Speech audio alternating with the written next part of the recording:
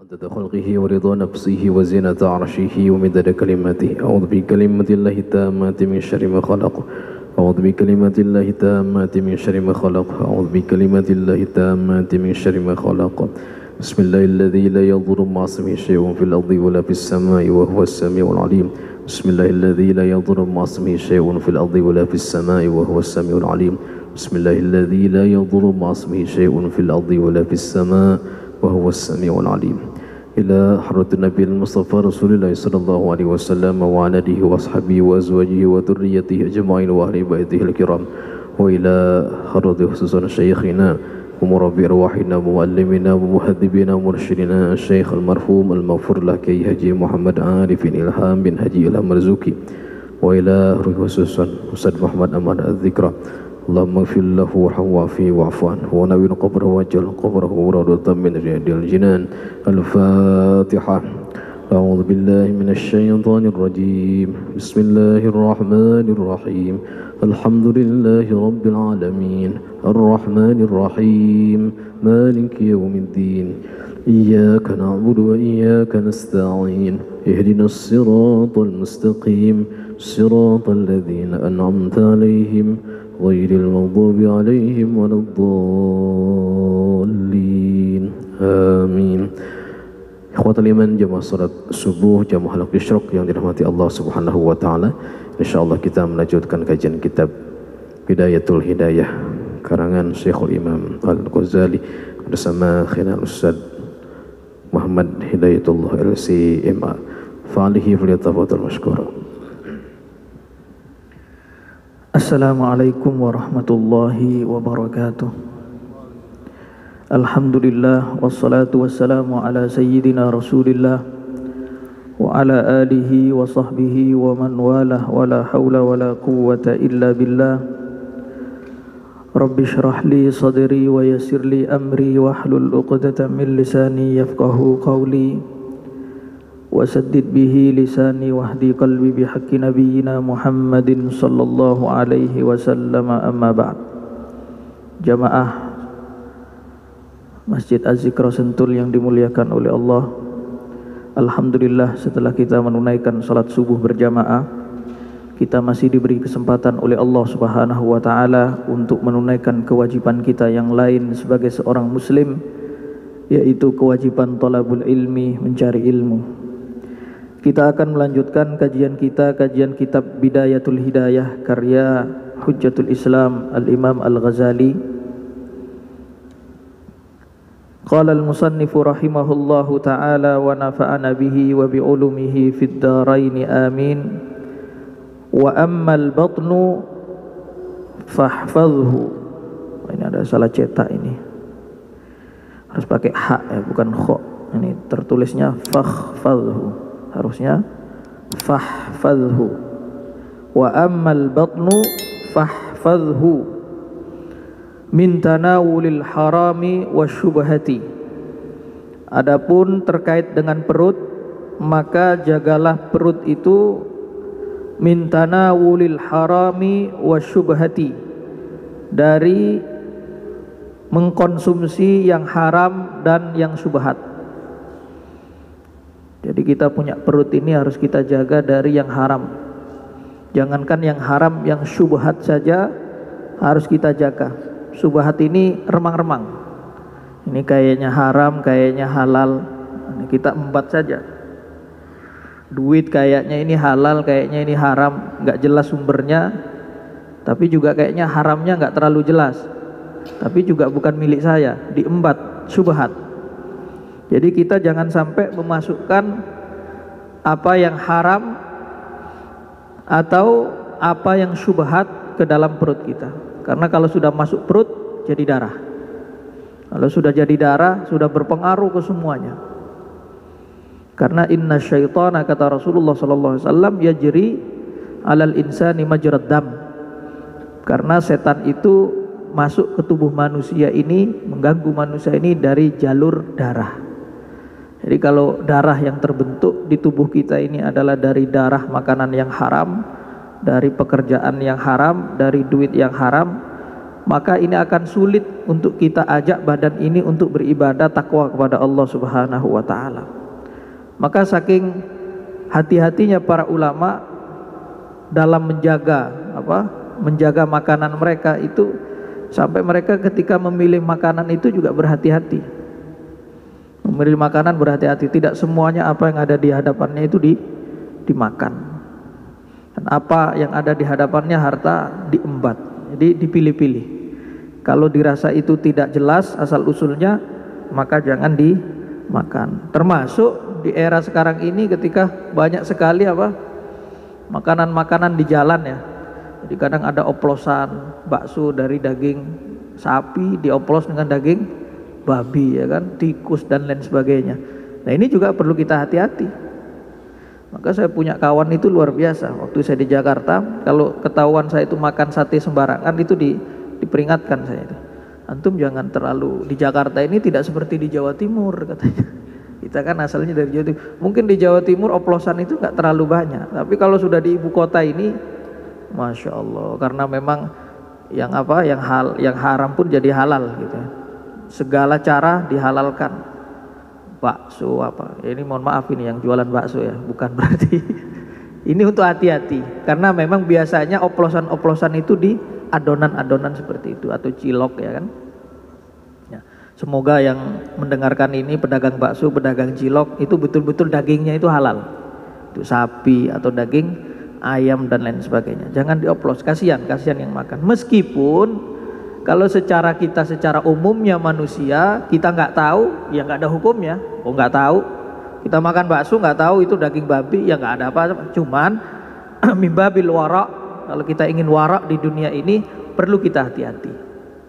Kalau bisa nyembelih ayam sendiri, nyembelih sendiri, nggak perlu beli ayam yang sudah mati. Jadi, ada ulama itu yang sampai menjaganya itu seperti itu. Segala sesuatu itu dia harus tahu prosesnya.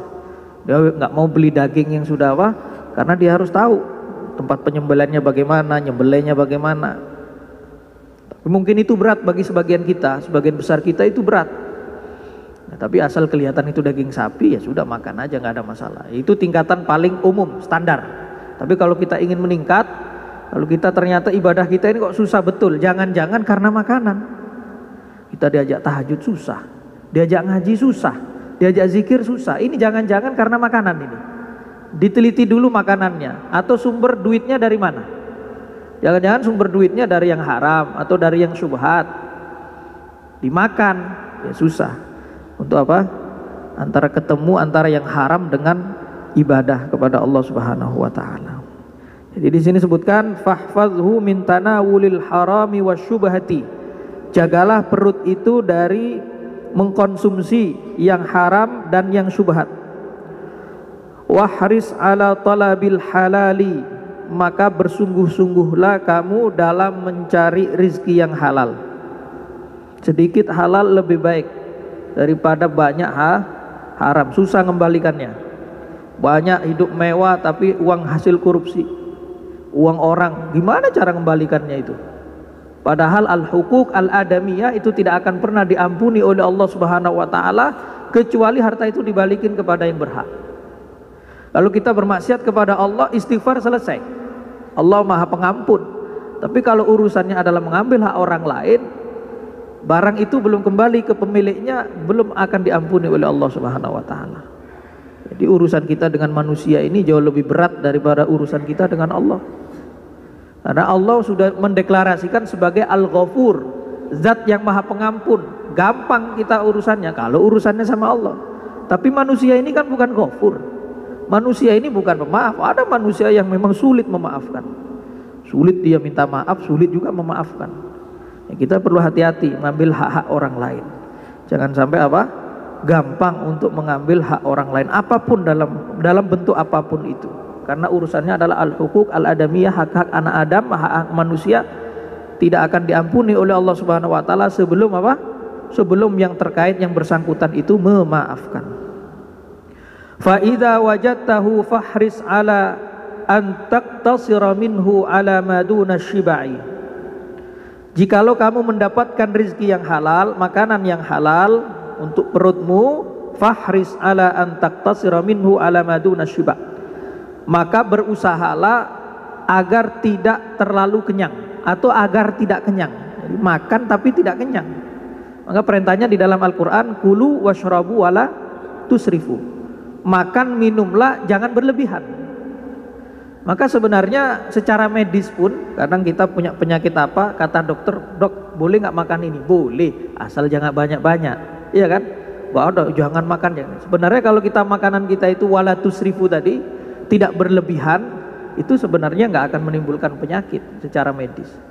Yang menimbulkan penyakit adalah ketika betul-betul ada israf, berlebihan. Makan durian katanya apa, membahayakan karena berlebihan. Makan daging katanya bisa membahayakan karena berlebihan. Coba resepnya adalah resep Rasulullah SAW, yaitu resep Al-Quran, kulu washrabu, itu bebas, makanlah, minumlah, perintah itu bebas, mubah. Tapi ada di akhirnya wala tusrifu, jangan berlebihan. Nah, di sini disebutkan bahwasanya kalau kamu mendapatkan makanan yang halal, maka berusahalah agar tidak kenyang. Jadi berhenti makan sebelum kenyang. Itu nggak biasa kita, Pak. Namanya makan ya harus kenyang, Ustaz. Kalau satu piring belum kenyang ya 2 piring. Ya kan begitu kita, karena memang kita ini masih standar. Saya ngomong bab makanan ini agak nggak pede saya, karena fisik saya agak gemuk. Ya, jadi fa idza wajadtahu fahris ala an taqtasira minhu ala maduna syu'ab. Jadi dibawa kenyang, artinya tidak kenyang ya. Di sini disebutkan di syarahnya wa maratibul akli sab'atun. Jadi tingkatan makan itu ada 7, kata Syekh Nawawi Al-Banten. Ini yang mensyarah ini orang Banten, Pak, nggak jauh-jauh, bukan orang Arab terlalu jauh, orang Banten. Ini ulama-ulama kita ini. Julukan beliau adalah Sayyidu Ulama'il Hijaz. Ini kita harus bangga ini dengan orang Indonesia ini. Julukannya adalah sebagai pimpinan ulama Hijaz. Beliau kuburannya ada di Ma'lah, ada di Mekah. Sampai sekarang jasadnya masih utuh. Nih, Syekh Nawawi Al-Bantani, atau apa, kiai lah kalau gitu. Kiai Nawawi dari Banten.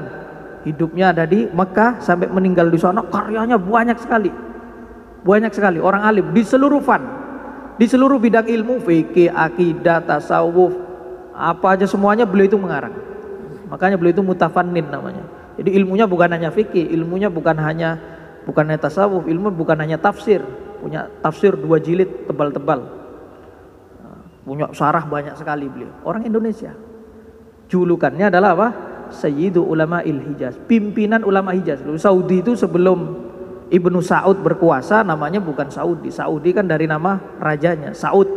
Namanya Saudiyah, Saudi. Dulu sebelum memimpin itu namanya Hijaz. Namanya Hijaz, ulama-ulama kita banyak di sana. Ada dari Padang namanya Al-Khatib Al-Minkabawi, dari Minangkabau. Itu adalah pimpinan mazhab Syafi'i.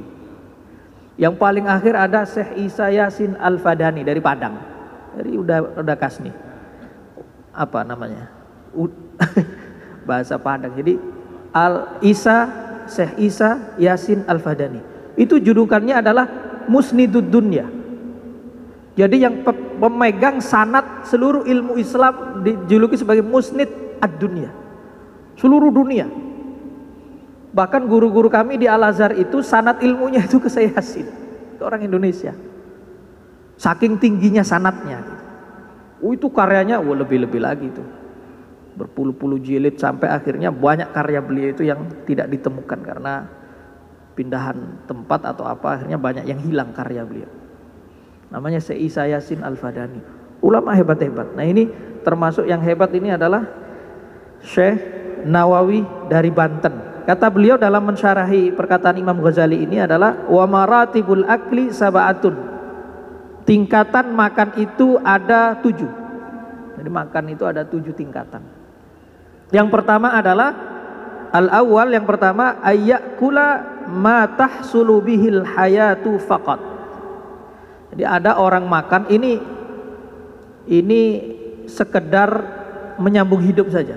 Ada orang makan itu dia nggak kenyang, nggak lezat, nggak apa, cuman agar hidupnya terus berlanjut. Jadi ada makan itu mungkin makan 1 kurma mungkin sehari. Yang penting bisa menyambung hidup. Ini adalah tingkatan yang paling ini ya, paling lapar ya ini ya. Jadi nggak berbicara kenyang kita ini. Ayyakula ma tahsulu bihil hayat. Faqat, cuman hanya bertahan hidup saja. Dibuat ibadah nggak bisa, dibuat sholat nggak kuat ya. Cukup menyambung nafas saja. Atsani, yang kedua adalah ayyazida ala dzalik miqdara ma yahsulahu bihi quwwatun ala ada'il faraidi al khamsi min qiyamin dunan nawafil wa hadzani wajibani. Jadi yang kedua adalah lebih dari yang pertama. Itu bukan hanya menyambung hidup, tapi dia makan tujuannya untuk mendapatkan kekuatan. Kekuatan untuk apa? Kekuatan untuk ala ada'il faraid al khams, untuk menunaikan kewajiban sholat yang 5. Jadi dia yang pertama tadi hanya cukup menyambung nafas saja, tapi diajak sholat nggak kuat, fisiknya nggak kuat ya, karena nggak ada asupan makanan tadi itu. Yang kedua, tingkatan yang kedua adalah ini adalah apa?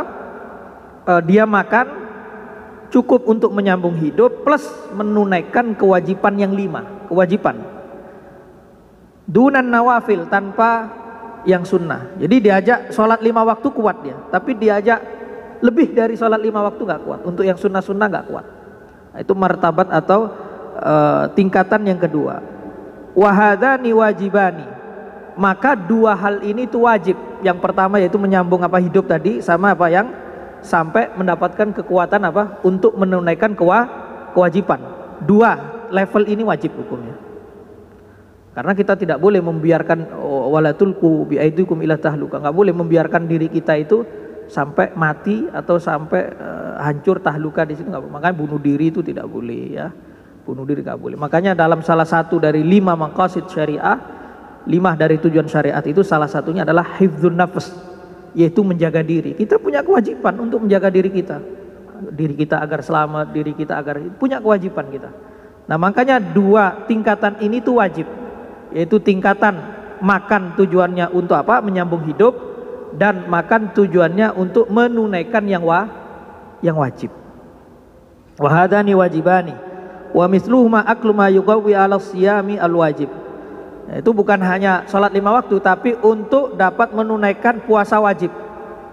Ini nanti sebentar lagi ini hari bulan Ramadan. Jadi ada makan itu yang cukup apa? Menyambung hidup plus menunaikan kewajiban, baik kewajiban itu sholat 5 waktu ataupun kewajiban untuk menjalankan puasa. Itu adalah dua tingkatan dalam makan. Ats-tsalits, yang ketiga, ayyakula ma tahsulu lahu bihi quwwatun ala siyamin nafl wa salatin nafilah min qiyamin wa hadza mustahabbun. Tingkatan yang ketiga adalah makan lebih dari tadi, nyambung hidup, melakukan yang wajib. Ini yang ketiga ini adalah dia makan dan mendapatkan kekuatan untuk menunaikan yang sunnah-sunnah. Jadi diajak untuk sholat tahajud kuat dia, diajak untuk sholat duha kuat dia, diajak untuk puasa sunnah Senin Kamis atau puasa Daud kuat dia. Nah ini adalah tingkatan yang ketiga, makan tingkatan yang ketiga. Wahada mustahabun, ini dianjurkan. Jadi, makan yang seperti ini dianjurkan. Kalau yang dua tadi wajib hukumnya, karena kalau tidak makan, tidak sampai dua tingkatan tadi, kita bisa menjadi haram. Karena apa? Bisa kita meninggal tingkatan yang pertama, atau tingkatan yang kedua kita nggak bisa melakukan sholat yang wajib, itu nggak boleh juga. Karena apa? Akan menyebabkan meninggalkan kewajiban. Ini yang ketiga, ini mustahab, dianjurkan, yaitu yang sampai apa? Yang sampai bisa menunaikan ibadah sunnah. Ar-rabi', yang keempat, ayyakula ma yuqimu bihi salbahu lil kasbi wal ilmi wa hadha huwa asyiba'u asyar'i. Tingkatan yang keempat adalah makan sehingga fisiknya ini kuat untuk apa? Untuk bekerja dan mencari ilmu. Ini adalah kenyang yang syar'i. Nah, disebutkan asyiba asyar'i. Kenyang yang syar'i adalah kenyang yang levelnya cukup sampai dia dibuat kuat untuk bekerja sama mencari ilmu. Jadi kita nanti tinggal melihat kira-kira kenyang kita yang biasanya itu di level mana, di level yang dibolehkan apa di level yang tidak dibolehkan. Ini masih dibolehkan karena ini adalah kenyang yang syar'i. kenyang yang sampai batas bisa untuk mencari nafkah dan ilmu. Wal khamis, dan yang kelima adalah ayyam la'a thulutsa batnihi. Yang kelima adalah memenuhi sepertiga perutnya. Dia kenyang, sepertiga perutnya itu penuh itu. Wa hadza huwa shiba'ul mu'tad. Ini yang dinamakan kenyang yang biasanya orang tahu. Ya, kenyang level kita itu adalah yang biasanya itu adalah penuhnya apa? Perut sepertiga perut. Sepertiga perut penuh itu kenyang kita sudah. Nah, ini adalah disebut namanya asy-syiba'ul mu'tad, yaitu kenyang yang biasanya. Wa hadza la karahata fihi in akala min ta'ami nafsihi. Ini tidak ada kemakruhan, apalagi haram, enggak haram. Enggak makruh juga kenyang seperti itu. Kenyang pada umumnya orang. In akala min ta'ami nafsihi, jika dia makan dari makanannya sendiri. Wa amma in akala ala ma'idatil ghair faqala al-Qarafi inna dzalika haram. Tapi kalau dia makan dari makanan orang lain, maka ini menurut Imam Al-Qarafi itu menjadi haram. Dia kenyang tapi makanan orang lain, ya. Dzalika haram fa inna ziyadata ala shiba'i syar'i la tajuzu illa ayya'lama ridad da'i bi akli zaid falahu ayyakula ma syaa. Tapi kalau sudah dapat izin dari orang itu tidak ada masalah. Kemudian yang keenam adalah tingkatan yang keenam adalah ayyakula ziyadatan ala qadri thulusil misran wa huwa makruh. Yaitu makan lebih dari sepertiga isi perut. Jadi melebihi. Jadi kenyang yang sangat mungkin, kenyang sangat kenyang. Itu hukumnya makruh. Hukumnya apa? Makruh. Wa bihi yahsulu lil insani ats-thiqlu wan naumu. Wa ala hadzal qismi ghalibu 'adatin nas. Kenapa makruh? Karena kalau kenyang dalam level ini melebihi sepertiga isi perut, maka orang itu akan merasa berat, wan naum, dan suka ngantuk, suka tidur. Ya. Wa ala hadzal qismi ghalibu 'adatin nas, dan di bagian ini mayoritas manusia itu kenyang. Mayoritas kita manusia ini kenyang itu ada di level berapa? Ada di level ke-6. Tadi macamnya ada berapa? 7. Level ke-6 ini masih makruh, nggak sampai haram. Kenyang, sangat kenyang kita itu sehingga malas, ngantuk dan lain sebagainya. Itu makruh hukumnya. As-sabi' yang ketujuh, yang terakhir, ayyakula ziyadatan ala dzalika ila ayyatadarrara wa huwa al-bitnatu wa hadza haramun. Yang level ketujuh adalah melebihi yang tadi itu sehingga membahayakan fisiknya, maka ini adalah apa? Hukumnya haram. Ini adalah 7 level tingkatan makan. Jadi kita perlu melihat nanti level kita ini ada di mana. Kalau levelnya Nabi Muhammad SAW itu nggak pernah kenyang. Masyabi alu Muhammadin. Jadi Nabi Muhammad itu tidak pernah kenyang, keluarganya itu tidak pernah kenyang, kenyang saja tidak pernah. Lalu kita kan kalau kenyang tiap hari. Nabi Muhammad itu kalau habis subuh seperti ini tanya ke istrinya Aisyah ada makanan? Kalau nggak ada saya puasa sunnah. Makanya puasa sunnah itu boleh niatnya nggak malam, ya, nggak niat puasa nih, saya subuh nggak niat puasa, ya kan? Cuman saya belum minum, belum makan, sampai jam 7, jam 8, jam 9 karena ngobrol dengan teman, belum makan, belum masukkan sama sekali. Waduh, ini sudah jam 9, jam 10. Wah, sekalian puasa dah, nggak apa-apa. Maka puasa sunnah itu niatnya nggak harus malam harinya. Tapi kalau puasa wajib, nanti puasa Ramadan atau puasa nazar, puasa qadha itu kan wajib. Maka harus tabyitun niyah, niatnya harus malam. Sejak kapan? Sejak maghrib sampai subuh, harus niatnya malam. Maka Rasulullah itu kalau habis pagi-pagi, habis subuh tanya ke istrinya, Aisyah, apakah ada makanan? Kalau tidak ada saya puasa, kalau ada saya makan, sarapan. Kalau tidak saya puasa. Kan kita nggak sampai seperti itu, semiskin-miskin orang kita nggak sampai seperti itu. Padahal Rasulullah itu kalau mau kaya raya, mau semuanya gunung jadi emas bisa, sangat bisa.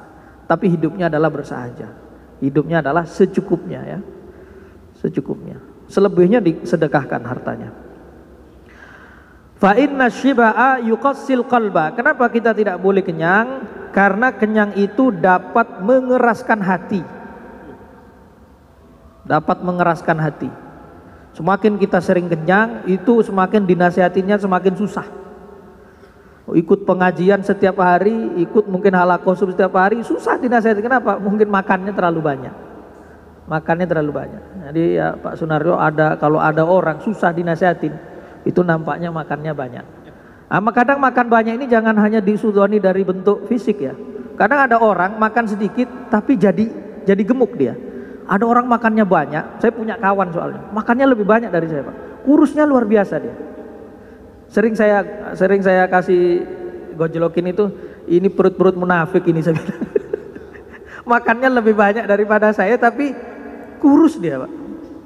Gitu. Tapi kurus. Nah ini juga nggak jadi ukuran ini ya. Karena kurus dan gemuk itu potensi ya. Cacingan ya. Bisa jadi itu ya. Maka Imam Syafi'i itu pernah punya perkataan, orang gemuk itu, nah ini bagi kita yang gemuk ini perlu diambil ibrah juga. Orang gemuk itu orang yang tidak pernah memikirkan dunia dan akhirat. Jadi akhirat gak pernah berpikir, dunia gak pernah berpikir. Hidupnya pokoknya happy aja lah. Gak pernah mikir dunia, gak pernah mikir akhirat. Itu biasanya orang itu gemuk. Cuman Imam Syafi'i ingat, kalau guru Imam Syafi'i itu ada salah satu murid Imam Abu Hanifah namanya Muhammad bin Hasan Asy-Syaibani. Jadi Imam Syafi'i itu tidak pernah ketemu Imam Abu Hanifah karena Abu Hanifah meninggal 150 Hijriah, Imam Syafi'i lahir di tahun yang sama. 150 Hijriah lahirnya Imam Syafi'i. Maka nggak pernah ketemu dengan Imam Abu Hanifah. Cuman ketika ke Baghdad, Imam Syafi'i itu ketemu dengan murid-muridnya. Salah satunya adalah Muhammad bin Hasan Asy-Syaibani. Salah satu murid terbaik Imam Abu Hanifah. Belajarlah Imam Syafi'i dari sana. Maka Imam Syafi'i itu mengumpulkan antara madhab yang athar, yang kental dengan hadis, yaitu madhabnya Imam Malik di Madinah, dengan madhabnya Imam Abu Hanifah di Irak ya. Menggabungkan dua madhab ini jadilah madhab Asy-Syafi'i. Maka Imam Syafi'i ini ketika beliau ada di Irak, itu disebut sebagai Nasirus Sunnah, penolong sunnah. Karena memang di Irak saat itu berkembang banyak madhabnya lebih ke rasional.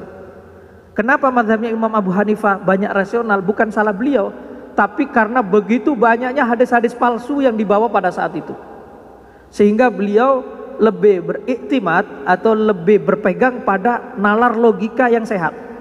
Sehingga ketika ada hadis-hadis tidak masuk akal, beliau tolak. Bukan berarti beliau itu nggak ingin hadis, tapi begitu banyaknya pemalsu hadis saat itu. Untuk demi hati-hati menjaga syariat ini, jadi tidak semua hadis akhirnya diterima. Nah Imam Syafi'i itu menggabungkan dua madhab ini. Jadilah madhab Syafi'i yang kita ikuti pada saat ini. Imam Syafi'i disebut sebagai Nasirus Sunnah. Itu juga ada hikmahnya. Jadi Imam Syafi'i ini sebenarnya ada di Yaman. Imam Syafi'i itu sebenarnya belajar di Yaman. Cuman pada saat itu kalau tidak salah di zamannya Khalifah Harun ar-Rasyid, itu orang-orang yang dituduh Syiah, diendus sebagai Alawiyin, sebagai Syiah, itu dihukum. Lah Imam Syafi'i ini dituduh sebagai Syiah. Imam Syafi'i ini dituduh sebagai penyokong atau sebagai loyalis kalangan Alawiyin atau Syiah. Akhirnya dipanggil atau dijemput paksa dari Yaman ke pusat khalifah pada saat itu di Baghdad. Ternyata ketika ditanya dan ada argumentasinya bagus, akhirnya lolos dari tuduhan itu dan beliau akhirnya tinggal di sana. Jadi tinggalnya di Baghdad itu barokahnya dituduh Syiah, akhirnya pindah tempat, kemudian belajar di sana. Nah menurut Imam Syafi'i punya guru namanya Muhammad bin Hasan Asy-Syaibani, orangnya gemuk. Maka Imam Syafi'i ketika buat orang gemuk itu, ketika mengeluarkan pernyataan orang gemuk itu adalah orang yang tidak memikirkan dunia dan akhirat gitu. Ingat gurunya gemuk, kecuali Muhammad bin Hasan Asy-Syaibani. Gurunya dikecualikan. Biar apa? Biar tidak kualat ya. Gurunya gemuk, mengeluarkan pernyataan gitu kan bisa nggak sopan sama gurunya kan. Dikecualikan gurunya Pak. Kecuali Muhammad bin Hasan Asy-Syaibani. Ini semoga di sini yang gemuk-gemuk ini termasuk pengecualian Pak. Termasuk keturunannya siapa? Termasuk garis Muhammad bin Hasan Asy-Syaibani gitu ya. Pernah diceritakan ada seorang raja, dia itu gemuknya luar biasa. Gemuk sekali sehingga istri-istrinya tidak terlalu lama jadi menikah nggak lama cerai. Akhirnya ditanya kenapa kok bisa sampai seperti itu, padahal ini adalah raja besar. Ternyata tidak kuat. Tidak kuatnya adalah karena saking gemuknya tangan raja ini, dia tidak bisa, mohon maaf, cebok sendiri nggak bisa, nggak nyampe. Saking gemuknya itu bisa dibayangkan itu, tangannya itu nggak nyampe ke bawah. Akhirnya mungkin istrinya itu salah satu tugasnya itu nggak kuat, Pak. Akhirnya minta cerai ya. Akhirnya si raja ini berpikir, gimana cara menyembuhkan obesitasnya itu. Akhirnya ini bisa untuk jadi resep ini. Ini nyambung dengan perkataan Imam Syafi'i tadi. Akhirnya raja ini membuat sayembara. Membuat sayembara siapa yang bisa ngobati obesitas dia. Karena mengganggu sekali dia. Nikahnya nggak pernah awet. Minta cerai terus istrinya. Nggak ada yang mampu mengobati dia. Jadi penyakit gemuk ini nggak ada yang mampu. Akhirnya diusulkan ada salah satu seorang tabib.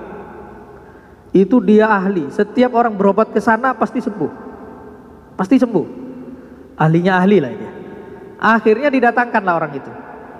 Tabib tadi didatangkan, tabib itu dokter ya. Maksudnya tabib bahasa Arab itu. Tabib itu artinya tobibun, namanya dokter. Kalau sekarang itu dokter, bahasa Arabnya dokter itu tabib. Jangan tabib itu kayaknya kok agak alternatif begitu ya. Kalau zaman dulu nggak ada alternatif, nggak ada ini. Pokoknya tabib itu dokter. Sehingga didatangkanlah tabib ini. Akhirnya ketika datang, si tabib ini mengatakan kepada raja, wahai raja, saya bisa mengobati. Ini gampang. Kalau obesitas seperti ini gampang. Hanya saja bulan depan Anda ini mati. Bulan depan Anda ini mati. Mau saya sembuhkan apa? Ya sudahlah, konsentrasi ibadah sajalah gitu. Bulan depan sudah mati aja kok. Buat apa diobati gitu. Kata rajanya, oh gitu ya. Dan memang termasuk dokter ini ahli nujum. Dia punya kemampuan untuk melihat sesuatu yang orang lain tidak bisa melihat. Sehingga percaya raja ini. Ahli nujum. Oh begitu. Iya. Gimana? Diobati atau fokus ibadah aja? Ya udahlah, fokus ibadah aja katanya. Kata rajanya. Nggak diobati, pergi. Udah itu, karena raja itu katanya bulan depan mati, ibadah terus, Pak. Ibadah terus sampai sudah 30 hari nggak mati, Pak. Ditunggu-tunggu kematian itu nggak datang. 31 nggak mati. 32 nggak mati. Wah ini bohong ini nih. Orang tadi itu bohong, marah si raja ini. Suruh panggil itu, bohong itu. Katanya saya 1 bulan itu mati. Dipanggil, ketika dipanggil mau dihukum. Kata si ahli nujumnya tadi, kata si tabibnya tadi, waktu sebulan yang lalu Paduka ini pingin berobat apa? Pingin berobat kurus. Sekarang sudah kurus apa belum? Sudah kurus. 1 bulan itu sudah kurus. Sudah kurus dia. Loh, iya, gak sadar dia kurus dia. Karena dia dibuat mikir akhirat, Pak. Kata Imam Syafi'i apa? Orang gak mikir akhirat, gak mikir dunia, gemuk dia. Raja ini dibuat mikir akhirat, dibuat mikir kematiannya. Dia pikir hari-hari itu mati, udah ibadah, udah nggak mikir, udah kepikiran, terus banyak pikiran. Maka orang yang kurus itu patut kita curigai juga, banyak pikiran dia, Pak. Dia banyak pikiran dia. Orang-orang banyak utang, banyak apa gitu. Bukan mikir akhirat, nggak harus mikir akhirat, mikir dunia saja bisa kurus, Pak. Ya, orang-orang kurus, wah ini kayaknya banyak pikiran ini. Jadi raja ini akhirnya kurus. Akhirnya nanya raja ini, loh, kenapa kamu kok bohong? Karena obat satu-satunya obesitas Anda itu adalah dibuat banyak pikiran. Karena Anda raja, karena Anda kaya, nggak mikir apa-apa sudah. Akhirnya gemuk, semuanya serba enak, akhirnya gemuk. Dibuatlah berpikir tentang kematian dia yang bulan depan akan datang, kurus dia 1 bulan. Nah kan sudah sembuh kan, sudah. Ya itu cara dia. Kalau caranya itu diterangkan sejak awal, nggak manjur, Pak. Dibuat, waduh sebenarnya gampang. Kalau ingin kurus, banyak pikiran. Oh begitu, nggak akan mampu itu. Tapi kalau betul-betul dikasih masalah, ya dibohongin tapi dikasih masalah, kalau bulan depan dia mati, dia kepikiran terus akhirnya kurus. Nah, itu kalau ingin kurus gampang ya, tipnya apa? Banyak pikiran. Waduh kalau sudah ngebel ini. Yuqassil qalba, kalau kenyang itu mengeraskan hati. Wa yufsidu dzihna, dan merusak pikiran. Kenyang itu merusak pikiran. Biasanya orang yang kenyang itu kurang cerdas biasanya. Makanya kalau mau rapat jangan makan dulu, lapar dulu. Jadi biar ide-ide brilian itu muncul. Baru setelah selesai rapat makan. Kalau makan dulu adanya ngantuk, ya kan? Baru kemudian udah malas berpikir udah.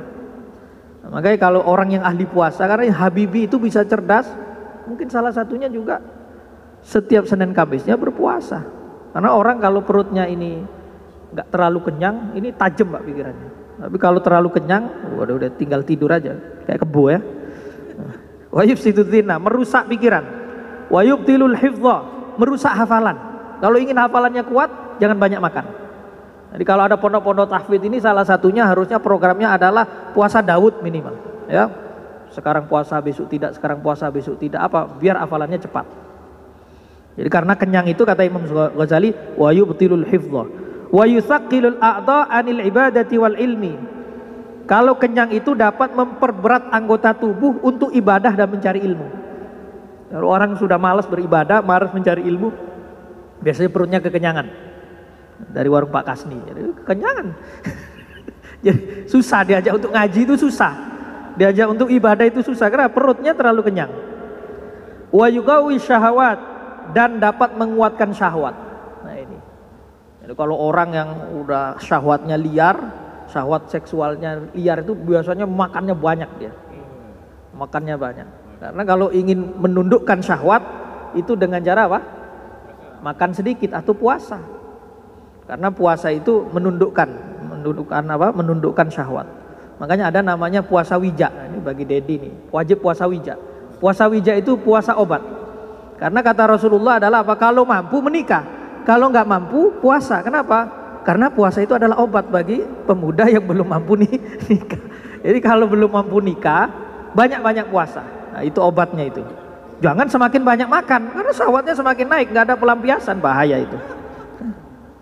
Ya, kalau lihat Dedi makannya banyak, salah satu nahi mungkarnya adalah Ded, jangan banyak-banyak, begitu ya nanti. Kalau kelihatan Dedi makan banyak, jangan banyak-banyak. Masih apa? Masih single, jangan banyak-banyak. Karena apa? Itu bisa juga asyahwat, dapat menguatkan apa? Menguatkan syahwat. Wayan suruh junudas syaitan. Nah, kenyang itu dapat menolong tentara-tentara setan. Jadi setan itu paling senang kepada orang yang kenyang. Godaannya gampang. Kalau mau ibadah digoda ngantuk, dapat, ya kan? Karena syahwatnya tinggi, digoda untuk melakukan hal yang menyimpang, dapat. Orang kenyang itu gampang diselewengkan oleh setan. Apalagi kenyangnya kemarin hati-hati, banyak makan kambing kan? Kenyangnya kenyang kambing Bang Faisal ya. Nah itu lebih-lebih lagi, itu bahaya. Itu harus. Nah saya kira udah ini ya, udah cukup sampai sini. Wain suruh junudas syaitan. Oh, ini satu baris lagi. Wasyiba'u minal halali mabda'u kulli syarrin fa kaifa minal harami. Dan kenyang dengan yang halal itu adalah awal mula dari setiap keburukan. Kenyang dari yang halal tapi kita berlebihan, itu adalah awal dari keburukan.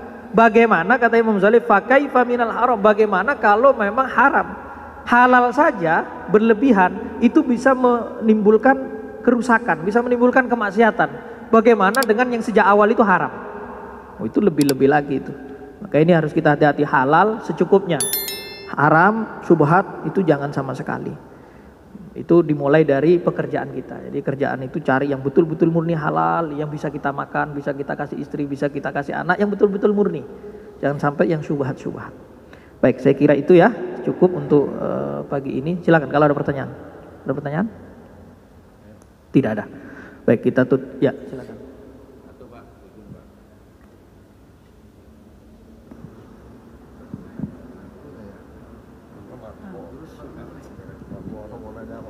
Assalamualaikum warahmatullahi wabarakatuh. Mohon maaf Ustaz, saya mau nanya tapi di luar tema Ustaz. Ini Pak Ustaz, masalah di kampung saya itu masalah ada tahlil gitu Ustaz. Ini di sono biayanya itu bisa ngutang-ngutang sampai utang bank, itu bagaimana Ustaz? Itu di sono adatnya tadinya orang kaya gitu, tetapi diikuti orang-orang biasa. Nah setelah itu dia setelah acara selesai banyak masalah, jadi nggak bisa bayar utang, terus kadang bertengkar dengan keluarga gitu. Itu hukumnya bagaimana Ustaz? Terima kasih. Assalamualaikum warahmatullahi wabarakatuh. Waalaikumsalam warahmatullahi wabarakatuh. Tahlilan itu tidak wajib. Tahlilan itu tidak boleh makanannya atau hidangannya itu diambil dari tirkah mayit. Itu asalnya adalah hadis Ali Ja'far. Rasulullah mengatakan isna'u ta'aman li Ali Ja'far. Jadi ketika keluarga Ja'far, itu pamannya itu apa? Meninggal, itu Rasulullah memerintahkan untuk membuat makanan untuk ahli musibah.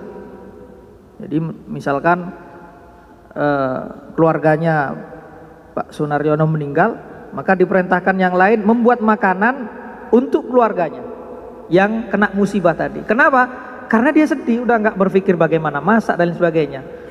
Saya berpikir mungkin dulu Wali Songo itu begitu caranya, persis seperti yang ada di dalam hadis itu, yaitu tetangga-tetangganya bawa makanan, akhirnya mungkin bergeser, bukan makanan yang matang, bawanya beras yang mentah, iya kan? Kan dulu begitu. Saya tidak tahu, sejak saya kecil taunya ya beras mentah. Mungkin barangkali dulunya ya, itu orang ketika meninggal, tetangganya itu bawa makanan yang sudah matang, sudah siap saji. Kenapa? Karena mereka yang kena musibah itu tidak sempat berpikir untuk masak dan lain sebagainya. Itu sunnahnya begitu. Kemudian bergeser, mungkin akhirnya bawa beras. Akhirnya sekarang bergeser membebani ahli mayit. Setiap mau 7 hari, mau 40 hari, mau 100 hari, 1000 hari, itu ada tradisi yang seharusnya itu bisa dijelaskan. Kalau asal dari tahlilan sendiri itu ada dalilnya, ada sandarannya ada. Tapi memang ketika memberatkan seperti itu harus ada ulama setempat itu mencoba untuk menetralkan itu. Tidak boleh sampai apalagi hutan dan sebagainya, karena sebuah tradisi itu tidak boleh. Dan ini juga hanya berlaku tidak hanya tahlilan, termasuk ketika mau berangkat haji atau umroh, kan suka ada walimahnya itu. Kadang orang mau haji, misalkan haji biaya 40 juta, orang punya 40 juta itu secara fikih sudah wajib haji dia. Tapi banyak orang kita nggak berani Pak, 40 di tangan nggak berani daftar, nggak berani haji. Kenapa? Karena dia berpikir walimahnya belum ada duitnya, nanti kemudian kalau pulang oleh-olehnya juga. Nah, orang kita dikasih oleh-oleh biasa dicibir, wah nggak seperti yang Pak Haji sana. Akhirnya jor-joran masalah oleh-oleh, ya kan? Oleh-olehnya sendiri bisa 20 juta. Itu saya dapat laporan juga di kampung, sehingga ada orang di kampung saya itu mau haji nggak ada yang dikasih tahu, Pak. Pulang haji nggak ada yang tahu juga. Ketika akhirnya dicibir juga, oh itu mau berangkat haji. Akhirnya coba saya bela, lah kalau dia izin kan harusnya dia 20 juta untuk walimah sama untuk oleh-oleh. Bener juga dia, saya bilang ini harus ditiru ini, saya bilang. Jadi punya uang pas berangkat haji dia tanpa ada yang tahu gitu. Nah begitu juga tahlil itu juga harus dibuat. Nah ini bagus nih di kampung sunnah, ketika ada tahlil yang ahli mayit dia tidak mengeluarkan dana, dibiayain oleh RW, ya kan, oleh kas. Nah, itu yang bagus, yang betul seperti itu. Jangan sampai memberatkan. Kecuali itu memang kerelaan ya, kerelaan. Ada tahlilan mau sampai jangankan 7 hari, mau 1000 hari setiap hari juga nggak apa-apa. Ya kan, tujuannya dia sedekah, tujuannya agar untuk mendoakan, nggak ada masalah itu. Itu hal-hal yang tidak masuk pada hal-hal yang prinsip. Itu cuman sedekah, baca Quran. Misalkan kita orang tua kita meninggal, kita ingin berbakti, kita punya biaya, punya dana. Kita undang para hafid setiap hari hataman di rumah kita selama 1 tahun. Kita punya dana untuk undang itu, nggak ada masalah. Itu salah satu bakti kita kepada orang tua. Tapi jangan akhirnya yang seperti ini jadi tradisi, karena tetangganya hataman setiap hari selama 1 tahun, dong dia punya dana. Akhirnya jadi tradisi. Yang nggak punya duit maksa-maksainnya, itu yang nggak boleh. Itu yang nggak boleh. Atau ada tradisi kalau sudah 7 harinya harus makanannya enak, ya kan? Nggak harus seperti itu, nggak harus dijelaskan. Halal seperti itu nggak harus ada makanan, Pak. Datang tahlilan sekali-kali juga perlu orang-orang itu. Nah masyarakatnya harus diedukasi. Tapi masyarakat kita kan kalau sehari itu, kok nggak ada makanannya gitu, besok nggak datang lagi dia, Pak. Karena memang tujuannya cari makan juga dia. Ini rusaknya juga karena masyarakat kita juga. Dikasih yang biasa-biasa jadi omongan. Nanti nggak diadakan tahlil jadi omongan lagi gitu. Jadi omongan. Memang ini yang rusak kadang masyarakatnya yang perlu dididik. Nah ini ya bareng-bareng. Jadi kalau memang nggak punya biaya, nggak punya apa, ngadain tahlilan. Kalaupun nggak bisa ngundang orang, udah tahlilan serumahnya saja. Karena inti tahlilan itu adalah mendoakan si mayit. Karena yang berguna bagi dia adalah itu, doa. Udah dia nggak bisa sholat lagi, nggak bisa puasa lagi, nggak bisa tahajud lagi. Udah doa atau sedekah ke keluarga. Makanya keluarga itu ada tahlilan, niat sedekah tujuannya pahalanya adalah untuk yang sudah meninggal. Baik, ada pertanyaan lagi? Sudah ya? Ya, sudah ya. Bismillahirrahmanirrahim. Allahumma sholli ala sayyidina Muhammad. Apa? Ada ponakan sepupu yang meninggal. Majelis. Fatihah ya. Ya, kita kirim Fatihah untuk Firial ini. Ya, Firial ya. Firial Fairuz Khalisah Gumai binti Khairul Rusli. Ini umur berapa? 11 tahun ya. Semoga 11 tahun belum banyak dosa ini ya. Semoga dia bisa menjadi syafaat bagi keluarganya, dan kalaupun ada dosa diampuni oleh Allah Subhanahu wa taala. Al-Fatihah. A'udzubillahi minasyaitonir rajim.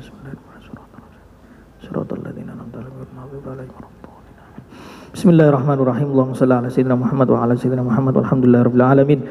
Hamdan yuafi na'amahu wa yukafi mazidah. Ya Rabbana lakal hamdu kama yanbaghi li jalalikal karim wa 'azimi sultanik. Allahumma inna nas'aluka salamatan fid din wa afiatan fil jasad wa ziyadatan fil ilmi wa barakatan fil rizqi wa taubatan qabla al maut wa rahmatan indal maut wa maghfiratan ba'dal maut. Allahumma hawwin 'alaina fi sakaratil maut wan najata minan nar wal 'afwa indal hisab. Rabbana la tuzigh qulubana ba'da idh hadaytana wa hab lana min ladunka rahmah innaka antal wahhab. Allahumma rzuqna fahman nabiyyin wa hifdzal mursalin wa ilhamal malaikatil muqarrabin bi rahmatika ya arhamar rahimin.